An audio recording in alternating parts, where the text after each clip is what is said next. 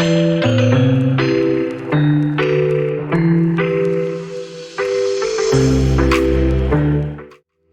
teman-teman, pasti kalian pernah meminum jamu bukan? Atau setidaknya pernah mendengar kata jamu. Jamu menjadi salah satu minuman tradisi turun-temurun orang Indonesia dalam upaya pemeliharaan kesehatan. Salah satu alasan masyarakat meminum jamu adalah karena obatnya yang manjur atau cespleng. Nah, tahukah kamu bahwa di balik khasiat jamu yang manjur atau cespleng tersebut, kita harus mewaspadai pelaku usaha yang nakal yang menambah bahan kimia obat yang dilarang ke dalam produk jamu mereka agar jamu mereka lebih cespleng. Hal itu sangatlah berbahaya bagi kesehatan loh.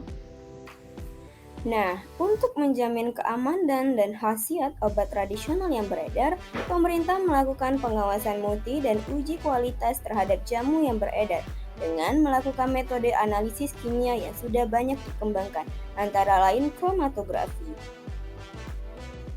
Sebenarnya apa sih kromatografi itu? Bagaimana ya prinsip kerjanya? Nah, jika penasaran, simak dengan baik ya penjelasan berikut.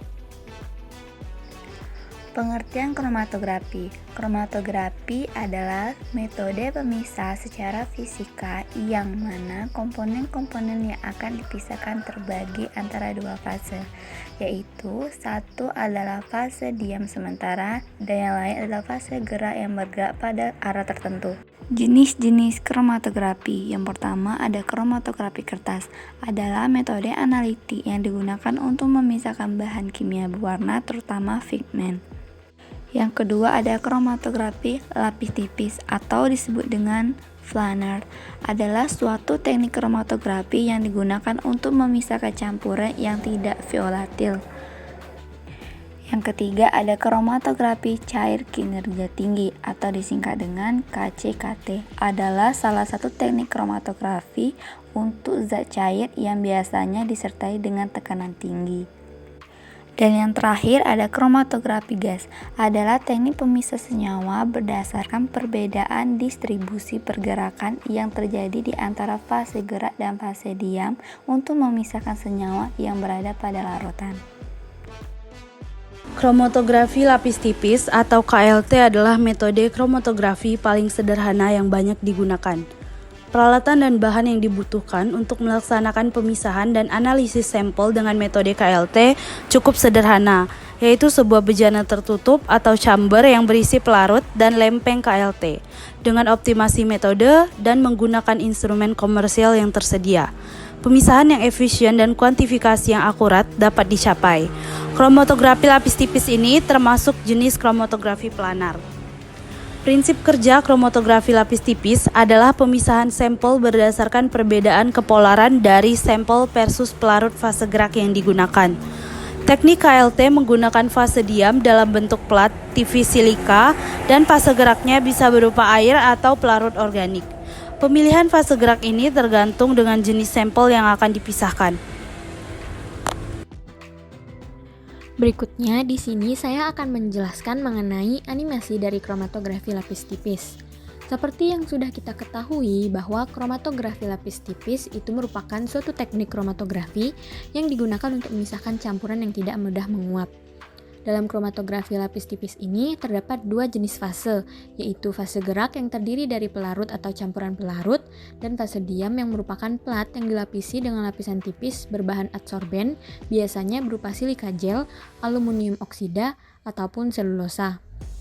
Dalam kromatografi lapis tipis ini, langkah pertama yang dilakukan yaitu menggambarkan atau membuat garis dengan ukuran kurang lebih 1,5 cm dari tepi bawah menggunakan pensil, dan juga dari tiap-tiap garis tersebut diberikan jarak untuk tiap-tiap sampel. Kemudian dilakukan penotolan pada plat, yang mana pada percobaan yang telah kami lakukan digunakan jenis sampel tinta berwarna merah dan tinta berwarna biru. Setelah bercak totolan tersebut kering, plat kemudian dimasukkan ke dalam chamber yang berisi fase gerak. Kemudian chamber ditutup dan diamati pergerakan eluen dan bercak yang naik hingga batas garis atas. Setelah terlihat jarak masing-masing bercak, dapat ditentukan nilai RF atau faktor retensi dari setiap bercak yang dapat ditentukan dengan membagi jarak yang ditempuh senyawa dengan jarak yang ditempuh bagian depan pelarut menggunakan pandangan bercak awal sebagai referensi. Dan dari hasil perhitungan RF tersebut dapat ditentukan tingkat kepolaran suatu senyawa, di mana senyawa dengan RF yang lebih rendah cenderung memiliki gugus fungsi yang lebih polar daripada senyawa dengan RF yang lebih tinggi. Nah, setelah dilakukan percobaan kromatografi lapis tipis kemarin, kelompok kami mendapatkan nilai RF sebagai berikut. Nilai RF1 atau nilai pada tinta merah memiliki jarak tempuh 6,2, sedangkan jarak bercaknya adalah 7,5. Sehingga jika dihitung menggunakan rumus RF, yakni dengan membagi jarak tempuh dengan jarak bercak, maka nilai RF1 adalah 0,826. Sedangkan nilai RF2 atau nilai pada tinta biru memiliki jarak tempuh 7,4 dan jarak bercaknya adalah 7,5.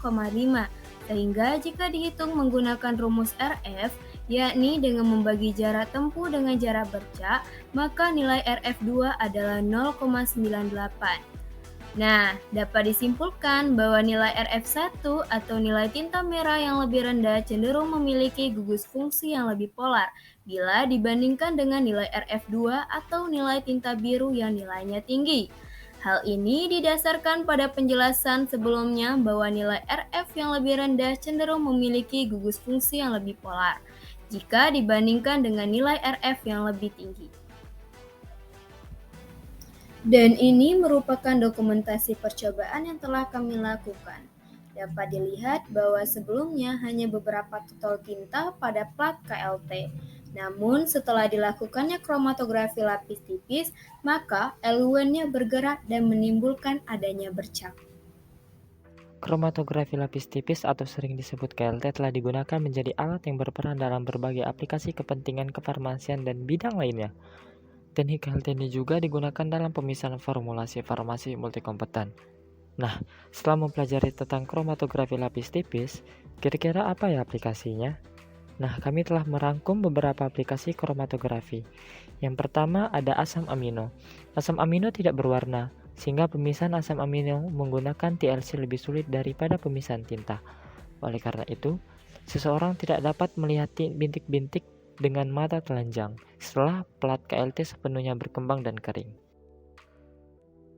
Kromatografi lapis tipis juga berperan di bidang farmasi dan obat-obatan.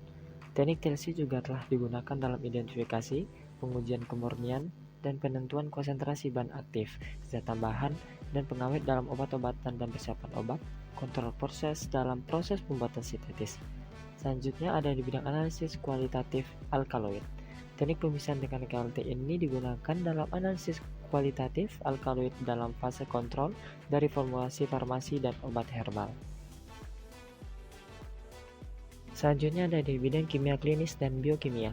Untuk penentuan zat aktif dan metabolitnya dalam matriks biologis, diagnosis gangguan metabolit seperti fenilketonuria, sistinuria, dan penyakit sirup maple pada bayi yang dapat digunakan teknik KLT. Selanjutnya ada di bidang kosmetik. Dalam bidang kecantikan, diperlukan teknik identifikasi dengan TLC yang dapat digunakan untuk mengidentifikasi bahan baku pewarna dan produk akhir, pengawet, surfaktan, asam lemak, dan konstituen parfum. Nah, itulah beberapa aplikasi pada kromatografi. Wah, tak terasa ya kita sudah di penghujung video. Itulah penjelasan kami mengenai kromatografi, terkhusus kromatografi lapis tipis. Semoga bermanfaat ilmunya ya. Sekian dari kami ucapkan sampai jumpa.